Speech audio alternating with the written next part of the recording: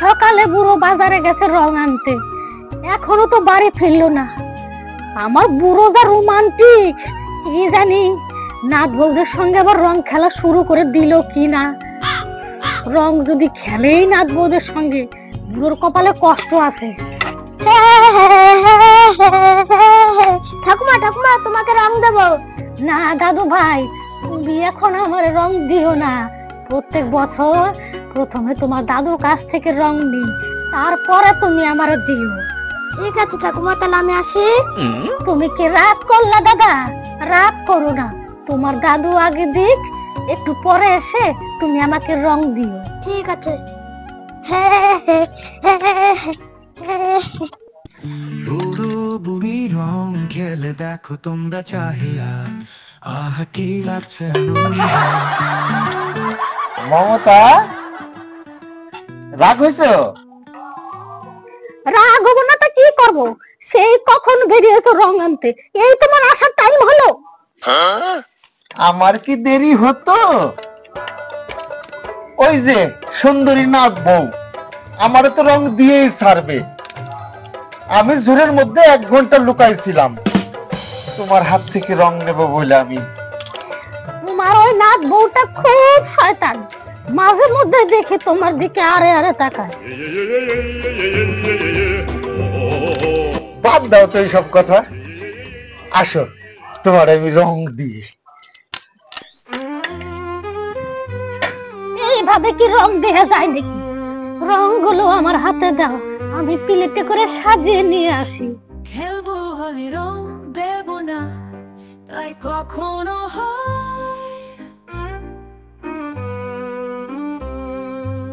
খেলবো হলে রং দেব না, তাই কখনো হয়। এসো এসো বাইরে এসো, এসো গো। বাইরে এসো, ভয় পেও না ভাই।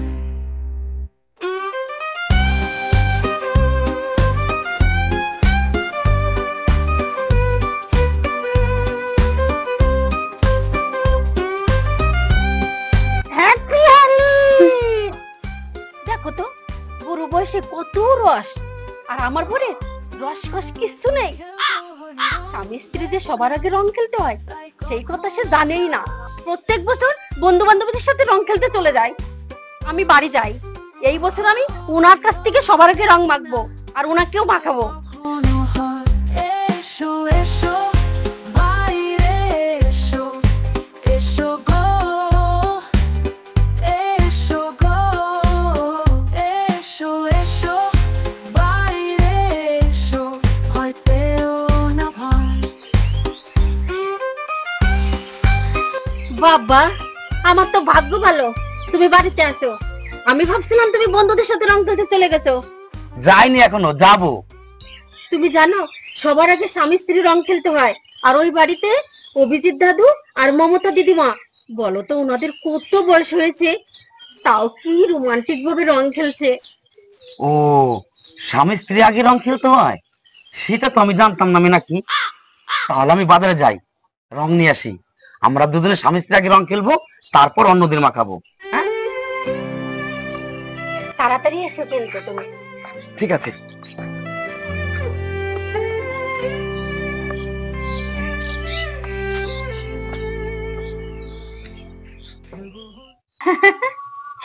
বিয়াই, তুমি যে কি বলো, তোমার কথা শুনলে শুধু হাসি পায়। বিয়ান, তুমি আমার গায়ে হাত দিও না, গায়ে হাত দিলে আমার সুরসুর লাগে।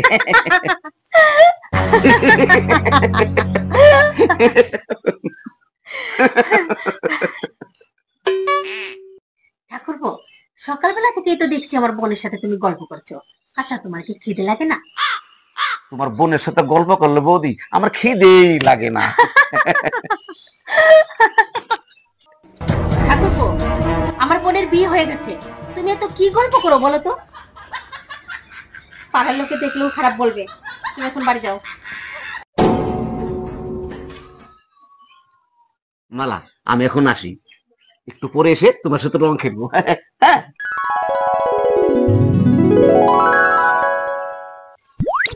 哎呦我的妈！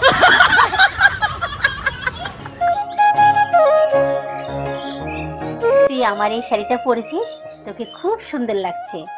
এই শাড়িটা আমি যদি পরি তোর জামাইবাবু খুব ভালো দেখে। তাই দিদি, এই শাড়িটা তোকে পরলে ভালো লাগে, আমাকে নয়। না না, তোকে খুব সুন্দর লাগছে। তুই না দিদি বাড়ি বাড়ি বলছিস। আমি বাড়ি বাড়িয়ে বলছি না, আর এই শাড়িটা আমাকে তোর ফেরত দিতে হবে না, আমি তোকে দিয়ে দিলাম।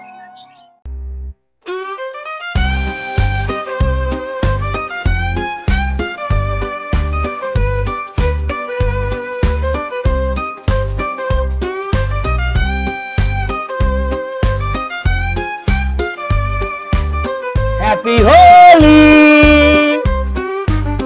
খেলবো রং দেব না তাই কখনো হয়